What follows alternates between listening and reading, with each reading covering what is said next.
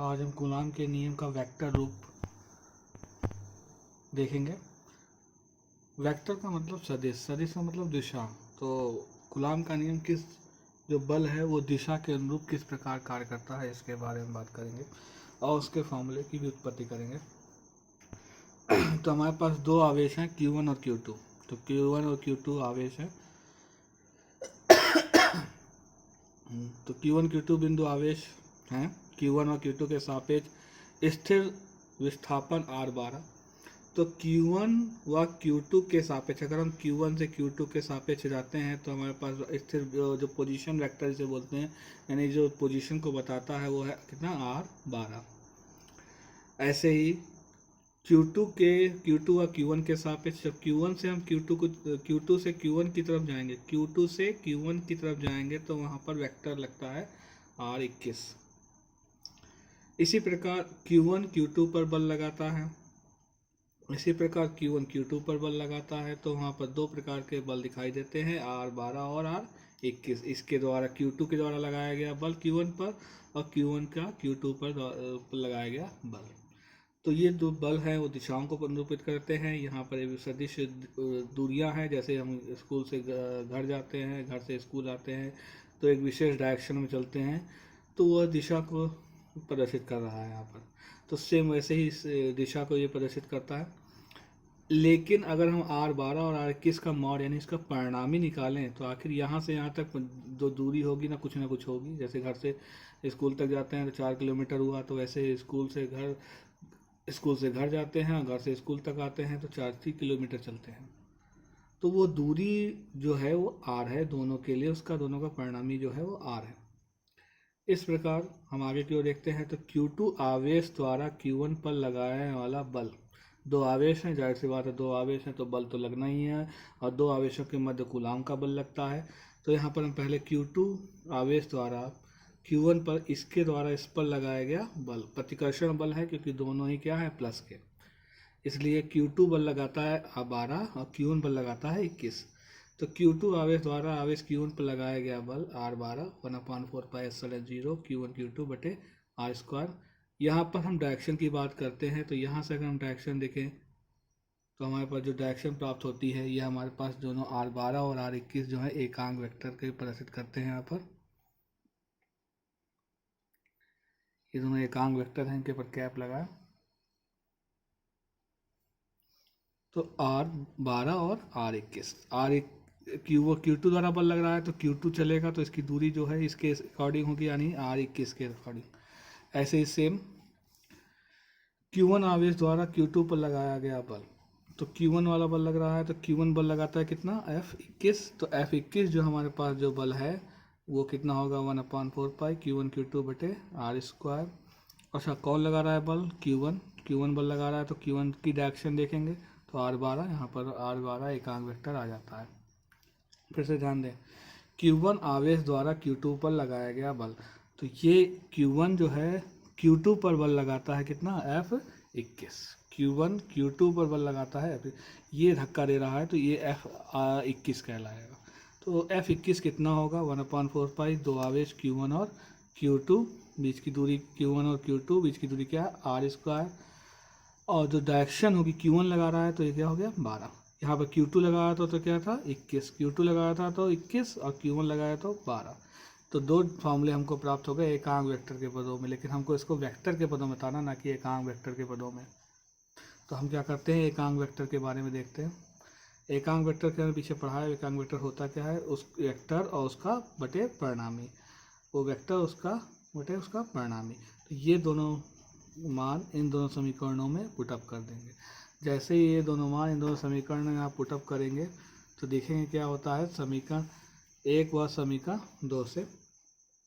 समीकरण 1 की बात करें तो इसमें R21 का जो मान है यहाँ से उठाकर चेंज करेंगे तो ये हो जाएगा R21 वेक्टर उसका परिणामी R21, यहाँ पर नोट किया। हम जानते हैं मॉड R21 का जो मान हमने पीछे पढ़ा था तो कितना था R, तो सेम वही मान रख दिया यहाँ पर कितना R, यहाँ पर हमने R रख दिया। यहाँ पर R है, यहाँ पर R² है, तो दोनों मिलकर क्या बन जाएंगे R³। तो यहाँ पर क्या बन गया R³ और वेक्टर R वैसे 21 आ गया। तो इस प्रकार हमें क्या मिला F12। इसी प्रकार हम यहाँ 21 निकालेंगे तो यहाँ पर क्या आएगा F12 आ जाएगा। तो ये दोनों लास्ट में जो समीकरण मिलते हैं ये क्या है, कूलाम के नियम के वेक्टर रूप। एक बार फिर से समझ लेते हैं इसको। तो हमारे पास दो आवेश हैं Q1 Q2। Q1 बल लगाता है 21, Q2 बल लगाता है 12। Q2 की तरफ से R21 चलता है और Q1 की तरफ से R12 चलता है। ऐसे ही Q2 की बात करते हैं। Q2 आवेश द्वारा Q1 पर लगाया गया बल क्या है 1/4 पाई Q1 Q2 बटे R स्क्वायर। चूँकि Q1 बल लगा रहा है इसलिए यहाँ पर Q2 बल लगा रहा है चूँकि, तो यहाँ पर R21 वाला लिया गया। Q1 बल लगाएगा तो R क्या 12 वाला हो जाएगा। तो इस प्रकार दो हम कूलाम के नियम से समीकरण प्राप्त कर लेंगे। फिर एकांक वेक्टर का फॉर्मूला लगाएंगे। R12 और वेक्टर R12 बटे मॉड वेक्टर R12। ऐसे ही 21 वाला दोनों के रिजल्ट इसमें समीकरण 1 और 2 में पुटअप कर देंगे। जैसे समीकरण 1 और 2 में इन दोनों के रिजल्ट पुटअप करेंगे हम देखते क्या है, एक इस टाइप का समीकरण प्राप्त होता है। इसमें लास्ट वाला जो पद है उसका मान हम पीछे जो हमने पढ़ा है R12 और R21 का मान कितना है R, उसको रख देंगे परिणामी का। तो यहाँ पर रख दिया कितना R, ये R स्क्वायर R क्या मिलके R³ बन गया। और एक फार्मूला जो बना हमें वो क्या हो गया, उसका वेक्टर रूप। दोनों फार्मूले जो हैं वो उसके वेक्टर रूप हैं। अब आगे बढ़ते हैं बिंदु आविष्कार वैद्युच्छेद की तीव्रता। तो किसी बिंदु आविष्कार वैद्युच्छेद की तीव्रता काफ़ी आसान आर्टिकल है। तो माना +Q कूलाम का आवेश किसी माध्यम में किसी बिंदु O पर रखा है, उससे कुछ दूरी पर क्या है बिंदु P, Q की दूरी कितनी है R। वहाँ पर एक टेस्ट चार्ज कह सकते हो या परीक्षण आवेश या Q0 रखा हुआ है। दोनों प्लस के आवेश है, प्लस के आवेश है तो कौन सा बल लगेगा प्रतिकर्षण। प्रतिकर्षण के कारण Q1 बाहर की ओर ढकेलेगा Q0 को, इसलिए F की दिशा क्या है बाहर की ओर है। दिशा बहुत महत्वपूर्ण है इस चैप्टर में अगर वैद्युच्छेद की तीव्रता और बल को ध्यान से पढ़ना है तो।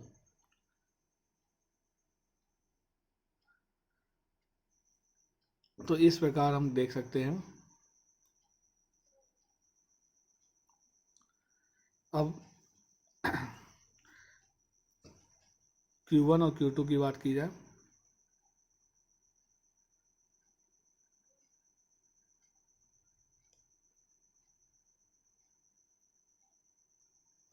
तो Q1 Q2 Q तथा Q0 के मध्य लगने वाला आकर्षण बल F बराबर 1/4 पाई एप्सिलॉन 0 K Q0 बटे R स्क्वायर है। ऐसे ही वैद्युच्छेद की तीव्रता E बराबर F बटे Q0। अब इसमें जो F का मान है इतना उसको उठा के रख देंगे तो 1/4 पाई एप्सिलॉन 0 Q1 Q2 बटे R स्क्वायर। इसके नीचे Q0 है तो पूरे डिवाइड करेंगे तो Q0 कैंसिल हो जाएगा, Q बचेगा सिर्फ। तो E = 1/4 पाई Q बटे R स्क्वायर हो गए न्यूटन प्रति कूलाम वैद्युच्छेद की तीव्रता। यानी पहले हम फोर्स निकालेंगे फिर वैद्युच्छेद की तीव्रता वाले फॉर्मूले में इसको रख देंगे और हमारा आसानी से आर्टिकल प्रूफ हो जाएगा। तो ये था किसी बिंदु आवेश। अब इसका मतलब समझते हैं कि इसका आर्टिकल का मतलब क्या है। तो जैसे ही अब इसका वैद्युत क्षेत्र होगा चारों ओर, +Q का अपना एक वैद्युत क्षेत्र होगा चारों ओर, उसके क्षेत्र से हम जैसे जैसे दूर जाएंगे बल पर क्या प्रभाव पड़ेगा। तो यहाँ पर देख सकते हैं फार्मूले में लास्ट में जो हमारे पास जो फार्मूला आया है वो है 1/4 Q बटे R स्क्वायर। तो जैसे जैसे बटे में व्युत्क्रम वर्ग का नियम है, व्युत्क्रम वर्ग का जो नियम होता है वो क्या होता है E अनुक्रमानुपाती जो होता है 1/R स्क्वायर के। तो 1/R स्क्वायर का क्या मतलब हुआ यहाँ पर, तो ये कह रहा है कि जैसे जैसे दूरी बढ़ेगी वैद्युच्छेद की तीव्रता वैसे ही घटेगी। व्युत्क्रम है मतलब उल्टा। तो जैसे जैसे दूरी बढ़ेगी वैद्युच्छेद की तीव्रता वैसे घटेगी। तो जैसे जैसे हम Q से ज़्यादा दूर जाएंगे वैद्युच्छेद की तीव्रता का मान घटता जाएगा और लास्ट में बिल्कुल ही 0 हो जाएगा। और जैसे जैसे उसके पास आएंगे वैद्युच्छेद की तीव्रता का मान क्या होगा बढ़ता जाएगा। तो बिंदु आवेश से दूर स्थित बिंदुओं पर वैद्युच्छेद की तीव्रता कम होती चली जाती है और पास में आने पर वैद्युच्छेद की तीव्रता बढ़ती चली जाती है।